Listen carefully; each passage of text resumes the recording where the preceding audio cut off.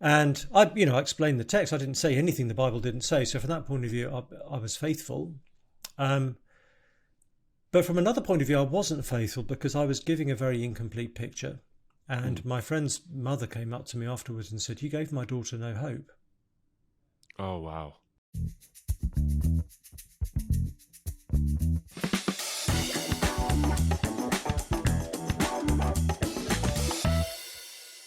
Hey, friends, it's Abdu Murray, and this is an episode or an installment of Coulda Shoulda Woulda. This is a small segment on our YouTube channel where we take a look at, the engagements we've had, the encounters we've had with people in evangelistic settings where we look back at it now and say, boy, I wish I coulda, shoulda, or woulda said this in a different, and done something different about it in the past.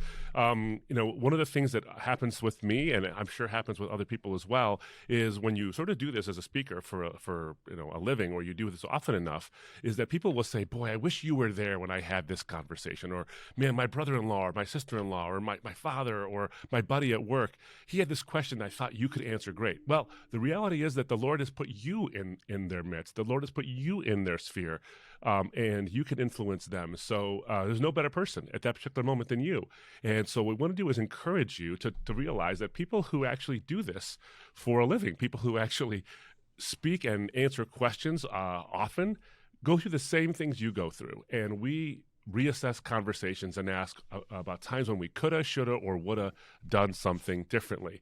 And so for this particular installment, I am very pleased to have my good friend and a wonderful speaker and someone who has spoken very, very tough settings, Sam Allberry, with me on the for the installment. Sam is a speaker and an author and an apologist. I've had the blessing of sharing the platform with Sam, but also see him in various settings where I was blessed to be a part of the audience. I've read his books.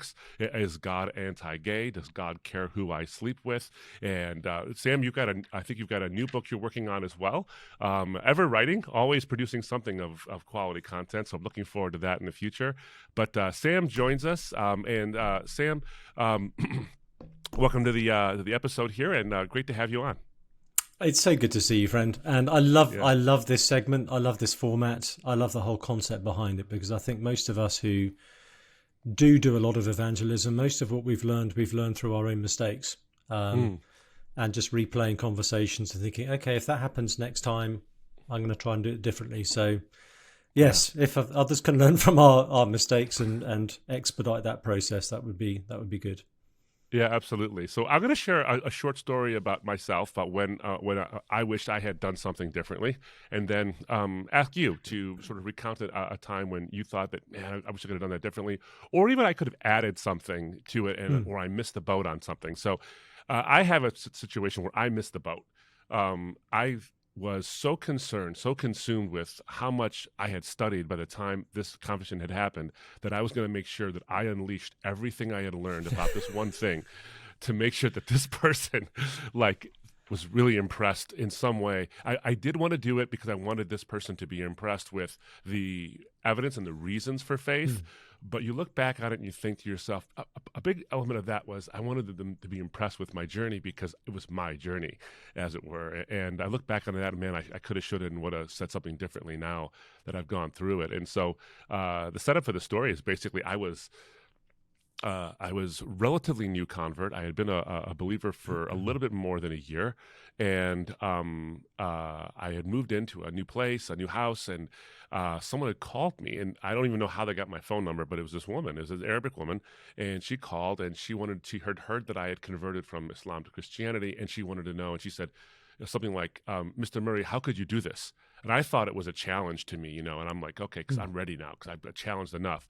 So I laid on her like a 20-minute, like from Augustine to Zwingli kind of like response, everything theological I could think of, and here's the evidences and all that. And at the end of it, I said, so what do you think?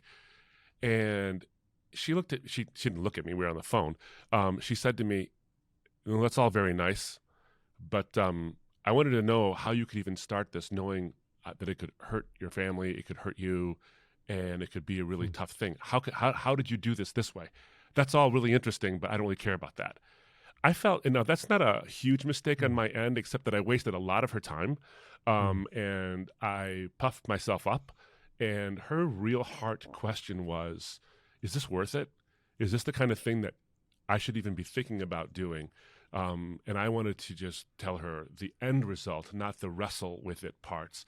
So I look back on that now, and I think I coulda, shoulda, or woulda just listened and maybe asked a follow-up question like, what do you mean when you say, how can you do this? What do you mean? Is it, are you talking about the emotional aspect of it? Are you talking about the mental aspect of it? Or what are the good reasons for believing in this kind of thing? And I answered the wrong question. And I spent a lot of time doing it, and I wasted this poor woman's time.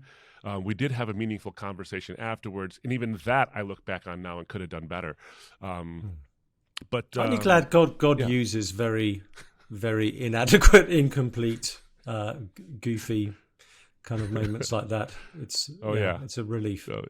Oh, yeah, and I've had plenty of them ever since then, too. And so they do allow us to go back and hone them. And, yeah, God is so gracious to us, too, because oftentimes when we think through those moments, we ask, God, could I have another chance? And he gives us one. He gives us one. So with that having been said, I'd love to hear from you.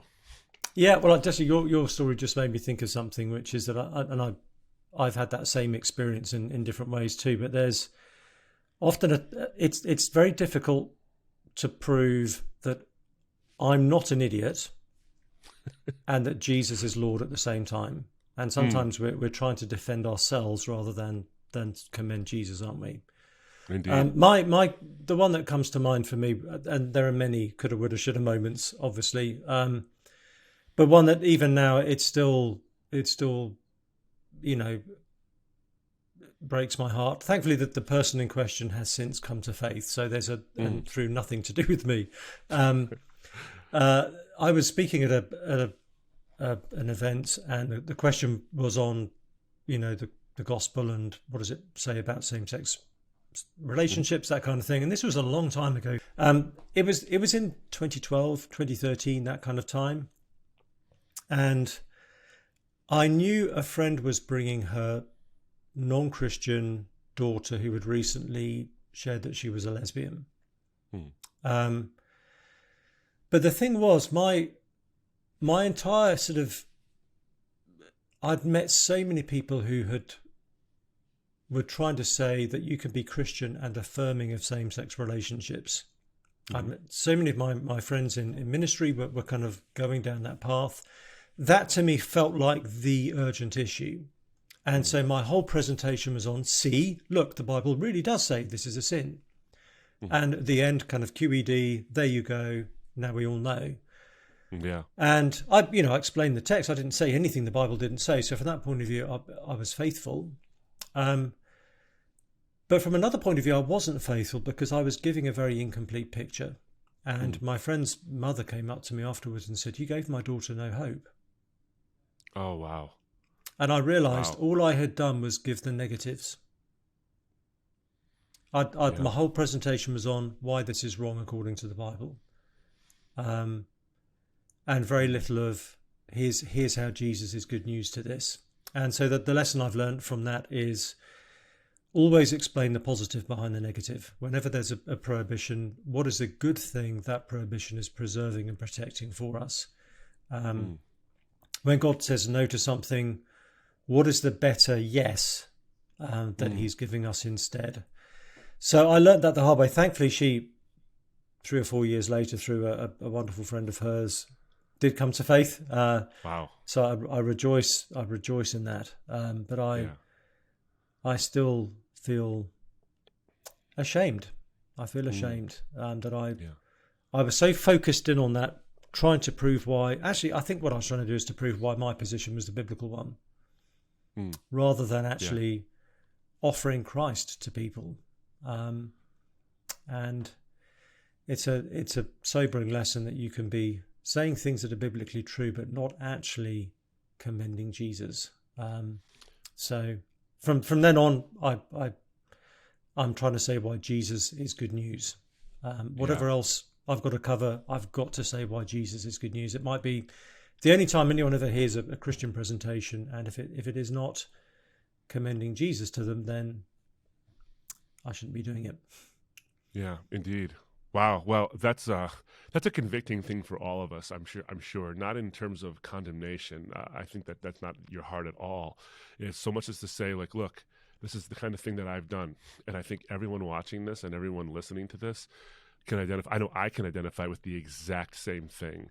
I did this with this poor woman where I wanted to talk about all these reasons, but really what was the heart there. And that's what you're telling us and helping us to recognize too. I want to thank you, first of all, for just being so vulnerable and being able to share that story.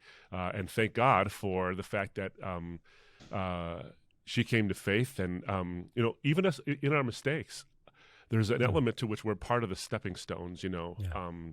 I've often prayed before I have a discussion with someone that's going to be a tough discussion, is Lord, Holy Spirit, I'm going to make mistakes, but you cannot. And if I rely on you, then you can even turn the mistakes that I've made into something good, or at least bring someone along who will cover it up after or fix it after I've messed it up. I heard a preacher pray once, just as he was about to begin his sermon. He prayed, "May people hear a better sermon than the one I preach."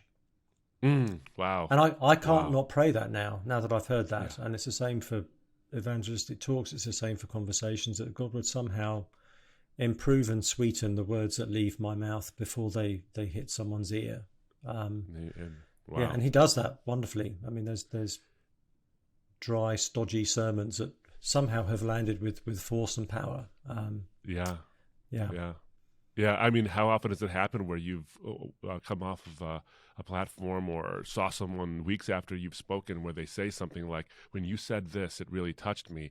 And you remember thinking either that was so incidental to the point, or I'm not even sure I said that, but somehow you heard it. And all that matters is that the Lord blessed you. So you can really step back and say, I can take no credit for this whatsoever. Yeah. I love that. It's like an inside joke between you and the Lord, that when he uses these things, he's nudging and winking and going, "See, that was me." Yeah, absolutely. Well, friends, first of all, thank you, Sam, for spending some time with us. I do want to have you back on for another segment, and where we can actually talk about a time where I was actually witnessing something happening, and we'll set it up in a second. So I want to tease everybody, come back and watch the next part, because there was a time when Sam did give, I think, the lesson learned from the not giving someone hope, but just giving someone what the Bible straight up says, which can, when it's done right, give that hope. Sam did that in an incident that I watched that was full of tension, and one where the Lord really showed up. So we're gonna come back and hear Sam on that. But Sam, thanks for being on Coulda Shoulda Woulda, a segment where we look back at old. Or not so old encounters we've had with people where we are engaging with them on the gospel. We're nervous. We're taking this very sober-mindedly, but sometimes we get in the way and we look back and say, boy, I wish I coulda, shoulda, or woulda done something differently. And then the good news is that when you think about those things, the next time you will be able to. So I want to transition in the next segment where we talk about that. So Sam, thanks for being on with us. Good to see you.